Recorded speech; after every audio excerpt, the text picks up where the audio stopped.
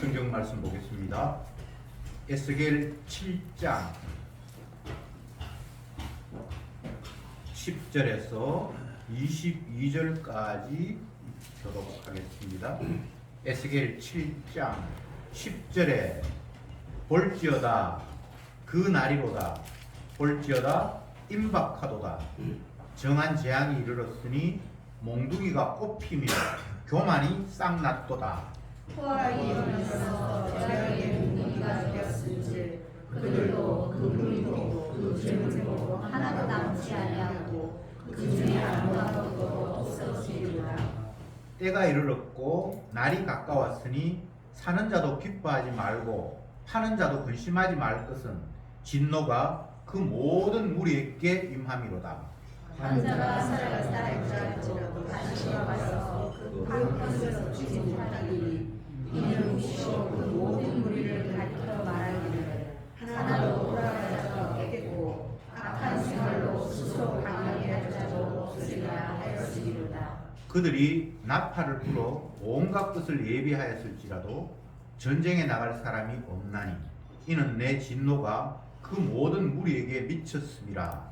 밖에는 칼이 있고 안에는 능력과 기근이 있어서 밖에 있는 자는 칼에 죽을 것이요 성에 있는 자는 이긴과 오늘에 망할 것이며 도망하는 자는 산 위로 피하여 다 각기 자기 제약 까닭에 골짜기 비둘기처럼 슬피 울 것이며 모든 손은 피곤하고 모든 무릎은 물과 같이 약할 것이야.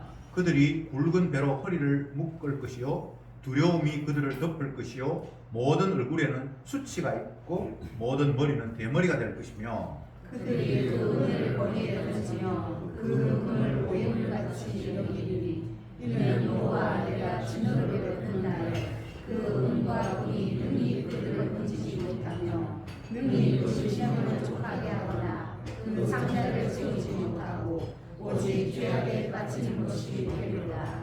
그들이 그 화려한 장식으로 인하여 교만을 품었고 또 그것으로 가증한 우상과 미운 물건을 지었은즉 내가 그것으로 그들에게 오해물이 되게 하여 내 인생을 쳐 노력하게 하며 세상을 내게 비쳐 그들로 약탈하여 그렇게 하고 내가 또 내 얼굴을 그들에게서 돌이키리니 그들이 내 은밀한 처소를 더럽히고 강포한 자도 거기 들어와서 더럽히리라. 아멘. 에스겔 7장 10절부터 22절까지 읽었는데 참 표현들이 시적으로 보이는 그런 너무나 우려한 문체로 기록되어 있는데 그 내용은 이스라엘 백성들 멸망한다는 이야기를 너무나 시적으로 표현을 해 놓았습니다. 몽둥이가 불꽃이 핀다. 몽둥이에 불꽃이 핀다. 그러니까 몽둥이가 춤을 춘다는 거예요. 이것은 바벨론이 이스라엘을 심판할 것을 시적으로 표현을 했습니다. 하나님께서 때가 되어서 이방인들을 몽둥이로 막대기로 사용하셔서 자기 백성을 때리는 그 날에는 아무것도 아름다운 것도 없고 귀하다든가 금은이라든가 이런 것들이 쓸 데가 없고 땅을 샀다든가 그것도 의미가 없고 왜? 내 것이 되지도 못하고 점령당하고 끌려가는 그런 일만 남아있기 때문에 그런 것들은 다 의미 없는 것이다 라고 오늘 본문이 말씀하고 있습니다. 신약시대에 예수님이 이 땅에 오심으로 말미암아 이제 마지막이 되었다, 종말이다 이런 말씀을 하셨지요. 그러면 그 마지막 때에는 이제 마지막이 됐으니까 집에 돌아가서 뭔가 기준품을 찾아야지 라든지 이런 게 사실은 무의미한 거예요. 끝이 나버렸는데, 끝이 되어버렸는데 내 기준품을 챙긴들 그것이 나의 것이 되겠습니까? 종말을 살아가는 성도는 더 이상 내일을, 미래를, 또 아니면 내 환경을 바꾸거나 변화시키거나 더 안락한 환경으로 만들겠다라는 그 말씀 자체를 주님은 죄악으로 규정하십니다. 물론 내가 더 좋은 환경으로 만들기 위해서 노력한다고 해서 그렇게 바뀌는 것도 아니고요. 주님이 자기 영광을 위해서 나를 이곳으로 보내도 저곳으로 보내도 우리는 그저 주님이 하시는 일에 끌려가면서 감사할 뿐이에요.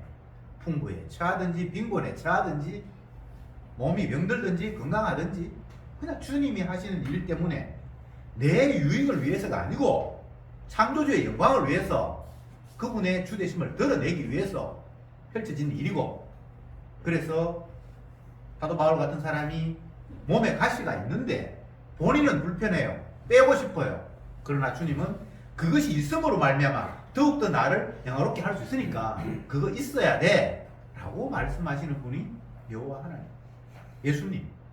예수님입니다.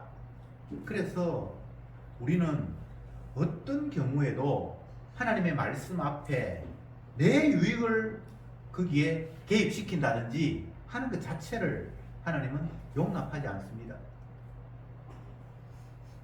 피조물에 있어서 자기 것이라는 것은 존재하지 않아요.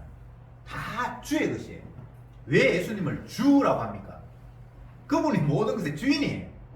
내 생명의 주인이기도 하고 내 가진 것의 주인이기도 하고, 그분이 일하라고 필요한 것을 잠깐 우리에게 주셨지 그게 내게 아니에요. 그게 성경의 이야기잖아요. 그런데 우리는 내 것이라고 착각하고 살아가죠. 그래서 내 것을 더 많이 소유하려고 욕망도 피워대죠. 지난 금요일 서울 갈 일이 있어서 갔다가 하루 목사님 집에서 자고 내려왔는데, 그 목사님 집이 광진구 뭐 그런 을이 있어요. 한 4층 빌라인데 낡기는 낡았지만 그냥 뭐 사람 사는 데는 전혀 지장이 없었어요. 전세 5천만 원에 한 달에 월세가 150만 원으로 교인들이 얻어줘서 이제 산다고 합니다. 그래서 한 달에 150만 원에서 어떻게 감당하냐 그러니까 그냥 되는 대로 산대요. 그런데 이제 그 목사님 집에 갔다가 전철 타기 위해서 이제 한 15분 걸어가는데 그 옆에 삐까뻔쩍한 아파트가 있어요. 그런데 그 아파트 위에 옥탑에 더 멋있는 펜트하우스가 있어요. 거기에 서울시장이 산다고 그러는데 100몇십억 한답니다. 제가 그 이야기를 들으면서 야, 사람이 사는 집에 100몇십억 하는 집도 있구나 그러면서 참 세상이 다양하다. 어떤 사람은 집도 절도 없어서 그냥 보증금 얼마 주고 달달이 얼마 세주고 사는 사람이 있는가 하면 100몇십억 그냥 한 몸 그냥 누이면서 사는 공간이 이렇게 차이가 나는구나 라는 그런 생각을 잠깐 했습니다. 그런데요, 중요한 것은 그런 것들이 다 허상이라는 거예요. 풍부에 처할 줄도 알고 빈곤에 처할 줄도 알아 일체의 비결을 배웠노라.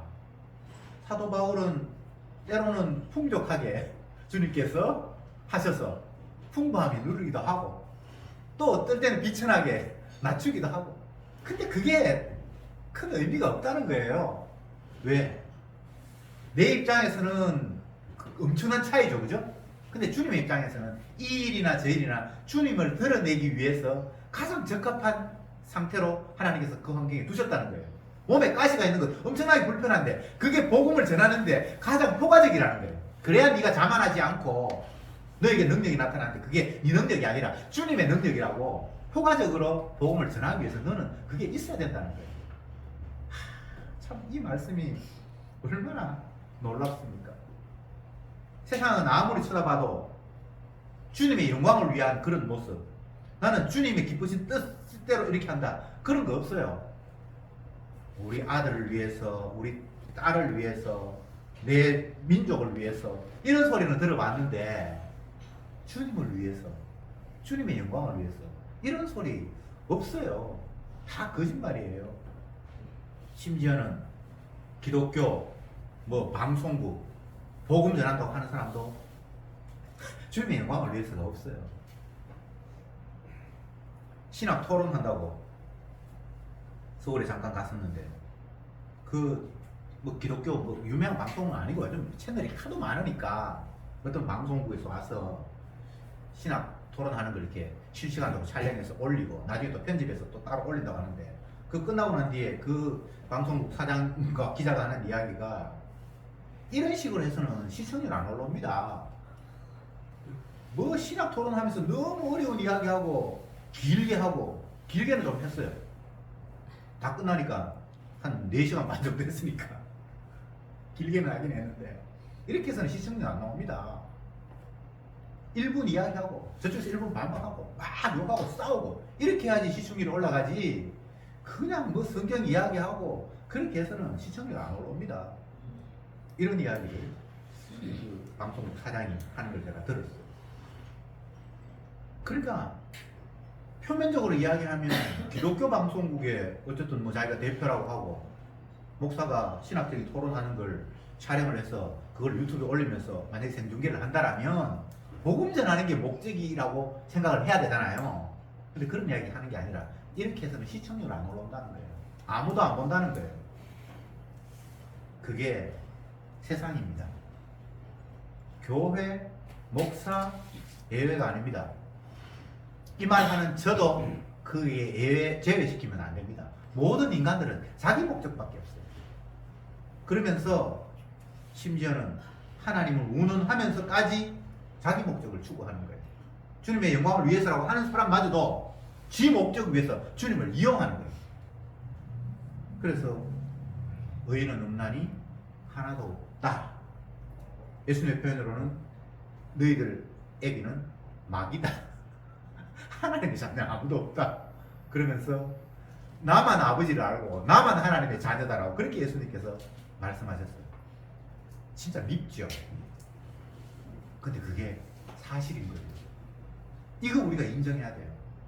자꾸 나는 믿는 자라고 나는 하나님 잘 섬기는 사람이라고 생각하는데 우리의 본질은 그냥 마귀의 자녀고 하나님의 복음을 가리는 편에 내가 서 있고요. 무엇을 하든지 먹든지 마시든지 나만 위해서 하는 사람이에요. 혹시 나는 나만 위해서 안 하는데라고 반론할 수 있는 분 계십니까? 없어요. 먹든지 마시든지 무엇을 하든지 나만을 위해서 해요. 뭐 나는 자녀를 위해서 자녀를 위하는 게 나를 위하는 거라니까. 그게 네 어떻게 잘 아냐? 내가 아는 게 아니고 주님이 그렇게 말씀을 하셨어요. 주님이. 그래서 인간들은 다 죄인이에요. 하나님이 이스라엘을 선택하신 이유가 무엇일 것 같아요? 그들 천국 넣어주려고? 아니요. 그들이 천국 가야 된다면 광야 생활하면서 다 죽이고 가나안 땅에서 쫓겨나서 바벨론 포로 잡혀가고 아수르 포로 잡혀가고 그렇게 하면 안 되잖아요. 주님이 이스라엘을 부른 이유는 시범 조교에 많은 사람들이 보라고 한 사람을 불러가지고 봐 내 말 어긴 사람이 어떻게 되는지 한번 보라고 시범으로 그냥 보여줬는데 주님의 사랑을 그렇게 입혀줬는데 결국은 하나님 배반하고 떠나가 버렸잖아 라고 보여주는 것이 구약의 이스라엘이에요. 오해하지 마세요. 구원을 위해서 그들이 부른 건 아닙니다. 하나님의 말씀을 받은 그들이 어떻게 반응하는지 너희들 한번 봐. 근데 어떻게 반응했죠? 하나님 배반하고 다 떠나가 버렸지요. 에레미야 44장을 한번 찾아서 읽어보겠습니다. 에레미야, 에스겔 바로 앞에 에레미야입니다. 44장 16절.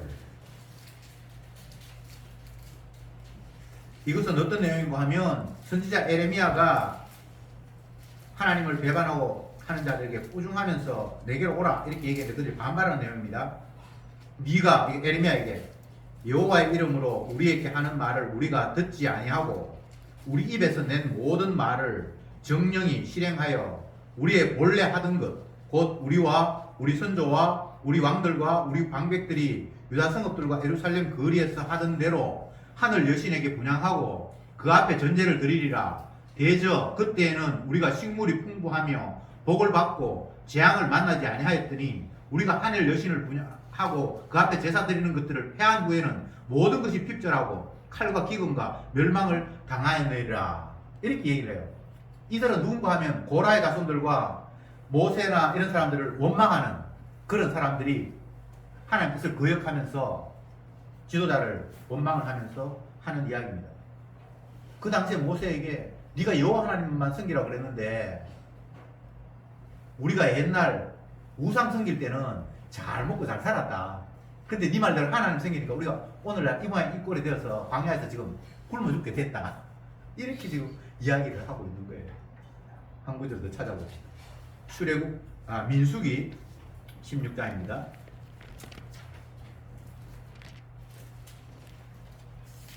16장 13절. 이 이야기가 고라 자손들이 반대하면서 한 이야기입니다. 아까 전에는 그게 아니고 죄송합니다. 민수기 16장 13절. 네가 우리를 적과 꿀이 흐르는 땅에서 이끌어내어 광야에서 죽이려 함이 어찌 작은 일이기에 오히려 스스로 우리 위에 왕이 되려 하느냐. 여기서 보면 적과 꿀이 흐르는 땅에서 이끌어내어라고 이렇게 되어 있잖아요. 애국 땅을 이 사람들은 적과 꿀이 흐르는 땅이라고 지금 간주를 하고 있어요. 하나님이 보내실 가나안 땅이 적과 꿀이 흐르는 땅이라고 하나님 말씀하셨는데 그들은 적과 꿀이 흐르는 애국 땅에서 꿀이를 끄집어냈다고 이렇게 공격하고 있어요. 그러니까 하나님 말씀을 정반대로 지금 이해하고 말하고 있는 거예요. 애국이 적과 꿀이 흐르는 땅이 맞을 수 있어요. 유교 관점에서 보면. 그러나 주님이 이야기하는 것은 유교 관점에서 적과 꿀이 흐르는 땅을 이야기하는 게 아니잖아요. 이스라엘 백성들을 하나님이 가나안 땅, 적과 꿀이 흐르는 땅으로 인도하겠다라고 그렇게 이야기해서 지금 그들을 끄집어내어 왔는데 광야 생활하면서 힘드니까 모세를 원망하고 막 원망하면서 너희들이 우리를 적과 꿀이 흐르는 애국으로부터 끄집어내가지고 이 고생 시키냐 이렇게 지금 적과 꿀이 흐르는 땅이라는 말을 하나님은 저쪽을 이야기하고 있는데 얘들은 거꾸로 이야기를 하고 있어요. 얼마나 싸가지 없는 반응입니까? 인간은 이런 존재들이에요. 우상 섬길 때는 우리 잘 살았다는 거예요. 당신들 말대로 선지자 네 말대로 하나님 섬긴다고 하니까 우상이 우리에게 복을 안 줘가지고 지금 우리가 이렇게 어렵게 됐다는 거예요. 얼마나 완악한지. 하나님이 하시는 거랑 정반대로 뻗대게 나가고 있어요. 그래서 주님은 내 말대로 말씀에 순종하지 않은 자들이 어떻게 되는지를 한번 봐라 라는 식으로 이스라엘을 완전히 박살을 내버립니다. 하나님이 이스라엘을 심판하시는데 몽둥이가 꽃이 피듯이 그렇게 그냥 작사를 내는데 어떤 표현에는 너희들이 과일나무에 결실할 때가 되어서 과일을 다 딸지라도 저 위에 있는 것 손대기 어려운 것들은 그냥 한두 개는 혹시 남아있을 수 있다. 우리 감나무에 감 따도 100% 다 따지는 않거든요. 어떻게 따다 보면 저 위에 있는 그냥 한두 개 남겨있고 어떤 사람은 같이 봐봐라고 남겨둘 수 있고 그런데 내가 너희들을 심판할 때는 하나도 남김없이 다 훑어버린다. 이런 표현이 있어요. 주님의 진노가 심판이 너희들이 생각하는 이상으로 무섭게 진노가 내려질 거라는 거예요. 왜? 주님의 말씀이 틀림없다는 걸 그들에게 보여주기 위해서. 이들은 계속 하나님 말씀 무시해요. 선지자의 말을 무시해요. 하나님이 세워서 이스라엘 백성들을 애굽에서 끄집어내어 가나안 땅, 적과 꿀이 흐르는 땅으로 인도하겠다고 했는데 나와서는 하는 이야기가 애굽 땅이 우리가 살던 땅이 적과 꿀이 흐르는 땅이다. 돌아가자. 이렇게 뻗뛰고 있어요. 우상을 섬겼으니까 하나님이 진노하셔서 너희들이 오늘날 이 모양 입고 됐다라고 하니까 아니다. 옛날에 우상 섬길 때 우리가 잘 살았다. 다시 우리가 우상 섬길 거야. 지금 이러고 있어요. 얼마나 완악한 모습을 비춰주고 있습니까? 이게 남들 이야기가 아니고요. 이 말씀을 보고 있는 저와 우리들의 이야기예요.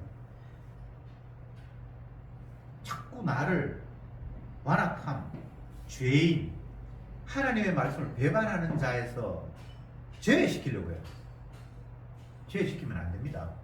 누구도 하나님 앞에 완악하지 않은 자가 없어요. 성경을 읽으면서 날마다 이걸 확인할 수밖에 없는 거예요. 19절 말씀을 제가 한번 읽어보겠습니다. 그들이 그 은을 거리에 던지며 그 금을 오해물같이 여기리니 이는 여호와 내가 진노를 베푸는 날에 그 은과 금이 능히 그들을 건지지 못하며 능히 그 심령을 족하게 하거나 그 창자를 채우지 못하고 오직 제약에 빠치는 것이 됨이니라. 은을 거리에 던지고 금을 이 더럽다고 똥오줌이라고 버리게 된다. 왜? 그게 자기를 살리는데 전혀 도움이 안 되니까.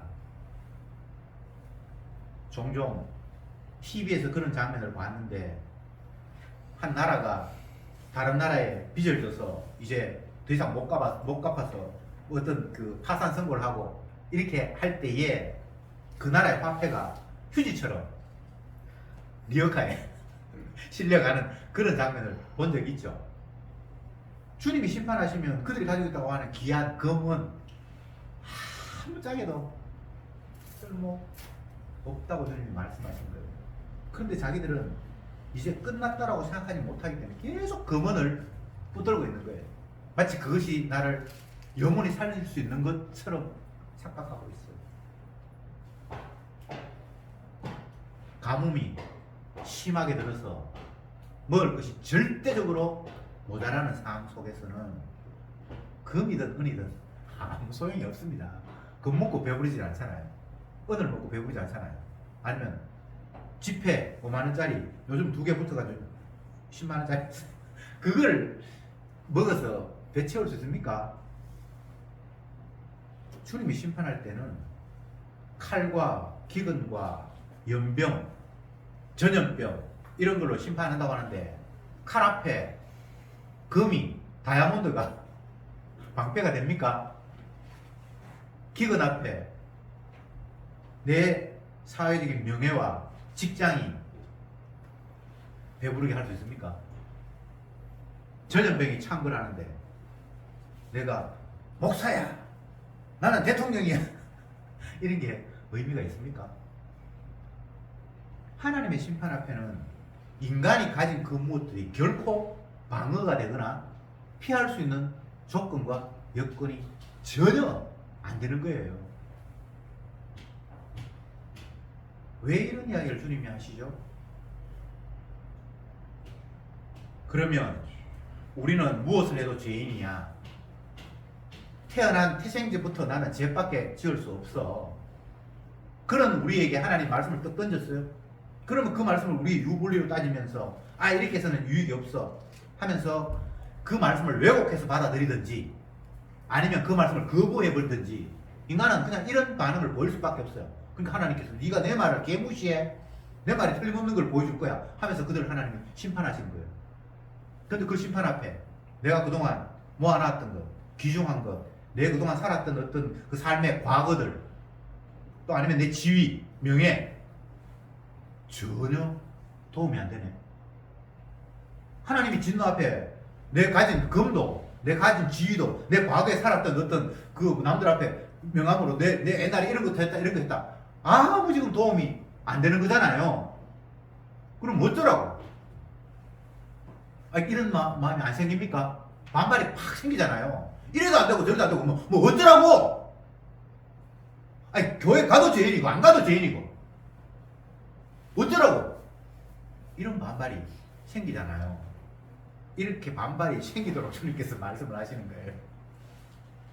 그러면서 내가 네 허물 대신해서 십자가 피 흘리지 않으면 너희들에게는 방법 없다? 그 말씀을 주님은 하시고 싶은 거예요.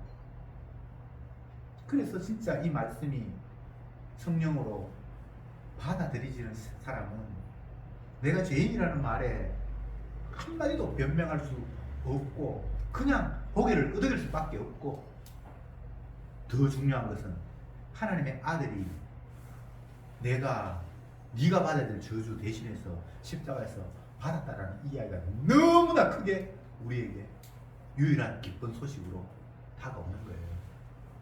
주택복권 당첨됐다. 아들이 집 샀다. 뭐 누가 취직했다. 이런 이야기가 세상에서는 기쁜 소식이었는데 진짜 내가 죄인인 줄 깨닫고 주님이 죄인을 향해서 심판한다라는 이 말씀 앞에 내 모든 것들이 전혀 쓸모없다라고 깨달아지는 자에게는 내가 네 위에 대신 십자가에서 피를 냈다라는 이 말이 유일한 기쁜 소식으로 다가오게 되는 거예요. 주님은 그 이야기를 하시고 싶어서 이런 이야기를 쫙 펼쳐놓으신 거예요.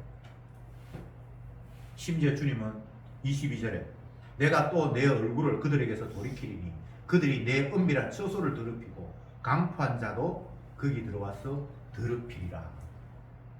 하나님의 성소, 주님의 이름이 있겠다고 하는 그 성전, 그 지성소 마저도 그들이 더럽혀서 다 부서뜨릴 것이다.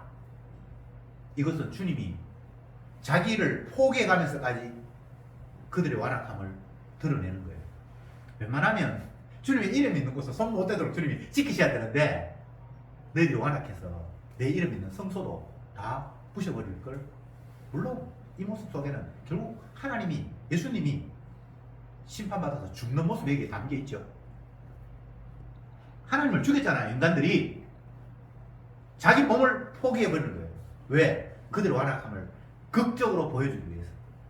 인간이 다른 인간을 죽이고 뭐 자기 이익을 위해서 뭐 온갖 악이 다 있어요. 그게 물론 악한 거 맞아요. 근데 그 정도로는 악이 극렬하게 근본적으로 완전히 드러나지 않죠. 주인된 내가 너를 만들었는데 네가 나를 죽였어라는 게 십자가 사건이잖아. 그게서 완전히 악을 표출해 버리는데 그 악을 표출하기 위해서 하나님이 자기 자신마저 희생당하는 그런 식으로 주님이 일하신다고 지금 여기에 기록하고 있어요. 이 사태 앞에 인간이 할 말을 그냥 이럴 수밖에 없습니다. 우리 표현에 배은망덕 이런 표현 있잖아요. 은혜를 베푸는데 그 은혜도 모르고 네가 나에게 이렇게 해? 이런 게 배은망덕이잖아요.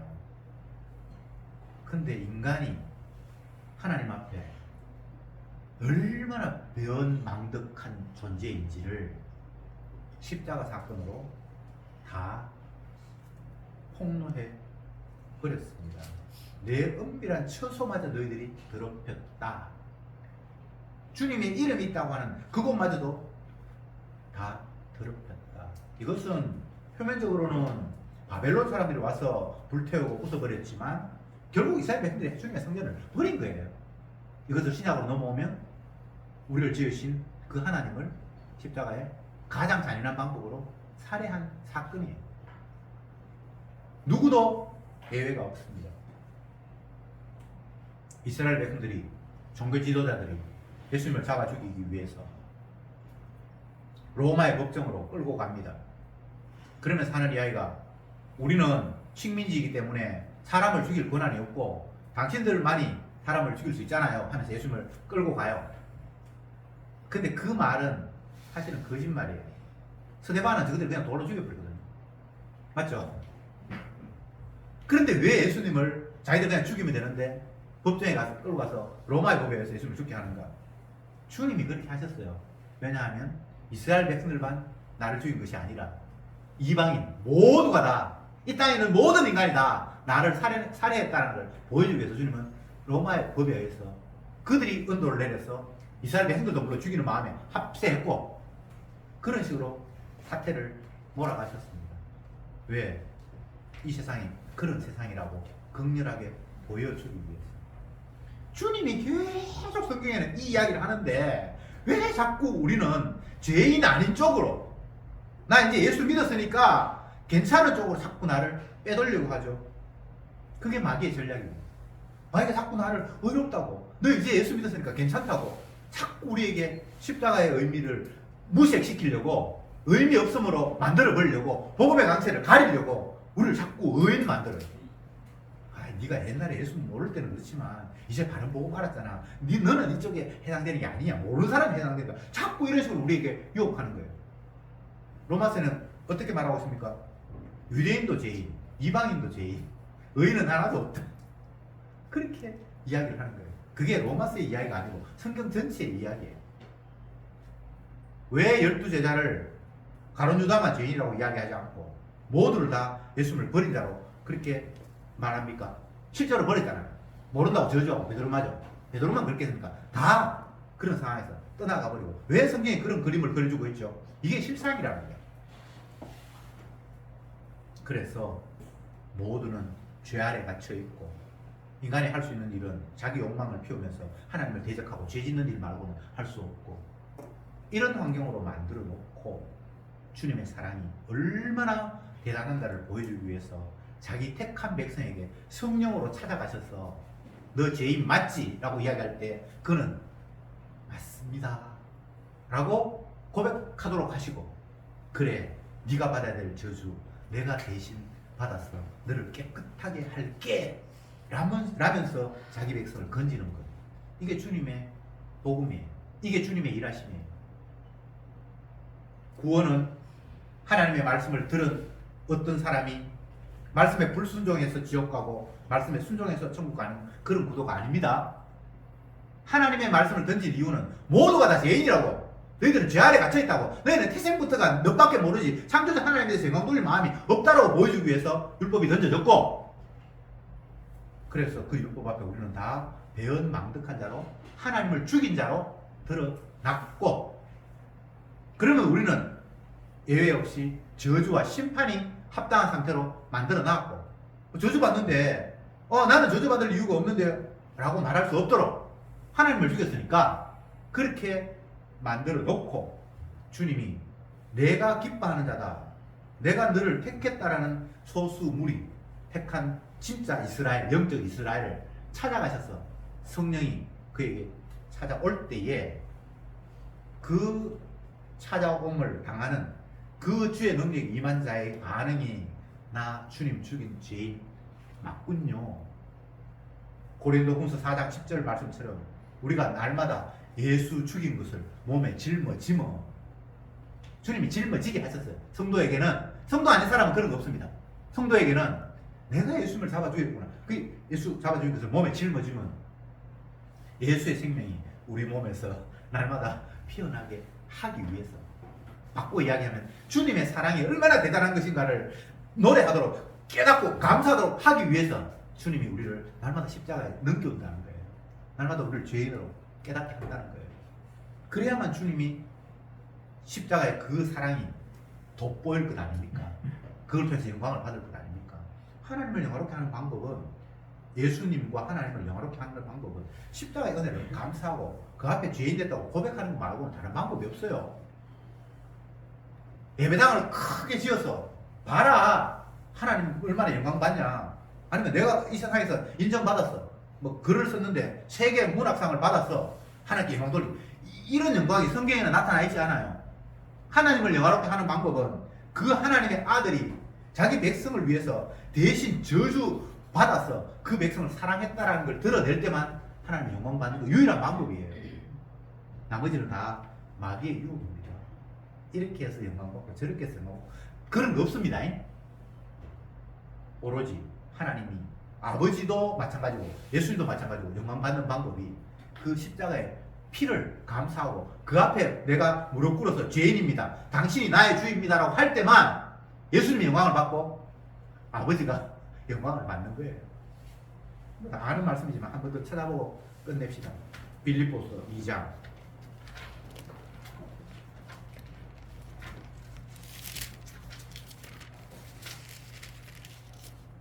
6절부터 제가 쭉 읽어보겠습니다. 빌립보서 2장 319페이지 6절부터 제가 쭉 읽어보겠습니다. 그는 근본 하나님의 본체시나 예수님입니다. 하나님과 동등됨을 취할 것을 여기지 아니하시고 오히려 자기를 비워 종의 형체를 가져 사람들과 같이 되었고 사람의 모양으로 나타나셨으며 자기를 낮추시고 죽기까지 복종하셨으니 십자가에 죽으심이라. 이 십자가 이야기하는 겁니다. 하나님인데 이 땅에 내려와서 죄인 되어서 십자가에 죽었다는 이야기입니다. 이름으로, 이것 때문에 십자가에 죽으심으로 하나님이 그를 지극히 높여 모든 이름 위에 뛰어난 이름을 주사, 예수님이 모든 이름 위에 뛰어난 이름을 갖게 된 동기가 뭡니까? 십자가에 지었기 때문에. 그 다음 10절에 하늘에 있는 자들과 땅에 있는 자들과 땅 아래에 있는 모든 무릎을 예수의 이름에 꿇게 하시고 모든 입으로 예수 그리스도를 주라 시인하여 하나님께 영광을 돌리게 하셨느니라. 하나님께 영광 돌리는 방법, 예수님 십자가를 찬양하는 것, 감사하는 것 말고는 다른 방법이 없습니다. 하나님을 영화롭게 하는 방법뿐만 아니라 그 아들 예수를 영화롭게 하는 방법도, 그 십자가를 감사하고 자랑하는 방법 말고는 없습니다. 내가 훌륭하게 돼서 하나님께 영광 돌린다. 그거는 마귀의 이야기예요. 오늘 본문에서 에스겔이 이스라엘 백성들 멸망한다. 너희들이 멸망을 피할 방법은 금이 많든지 은이 많든지 지가 없다고 해서 피할 방법은 없다. 이렇게 말씀하시는 이유는 주님의 심판을 피할 재주는 인간에게는 없고, 그런데 하나님께서 유일하게 피난처를 마련하셨는데 그것은 아들이 대신 저주받는 방법 말고는 없다. 하나님이 왜 그렇게 하셨는지 아니? 너희가 십자가에 못 박아 죽인 예수를 하나님이 살리셔서 너희의 주와 그리스도가 되게 하신 거야. 그래서 은혜 받은 성도는 자기 자신이 주님을 죽였다라고 주님 앞에 무릎을 꿇고 당신이 나의 주였군요라고 고백하게 되고, 그걸 통해서 주님이 영광 받도록 하시는 것, 그게 주님의 뜻입니다. 기도합시다. 주님, 우리에게 말씀을 주시니 그 말씀이 나를 살리는 말씀이거나 나에게 유익을 주시는 말씀인 걸로 생각했지만 결국 그렇지는 못했습니다. 그 말씀이 우리를 죄악으로 몰고 세상에 가장 완악한 자가 바로 나라는 사실을 깨닫게 하는 말씀이었습니다. 그리고 완악한 자에 해당하는 그 합당한 처우는 영원한 저주와 심판이라고, 하나님의 진노가 쏟아진다고 말씀하셨습니다. 그리고 그 진노를 우리의 힘으로 피하거나 막을 재주가 없음을 또한 말씀하셨습니다.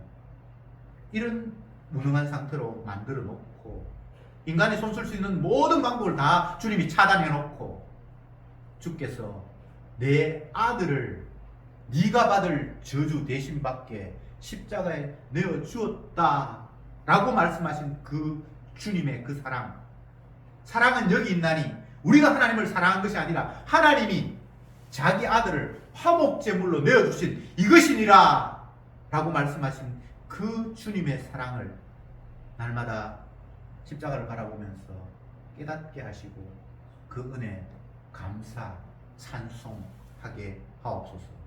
예수님의 이름으로 기도드리옵나이다.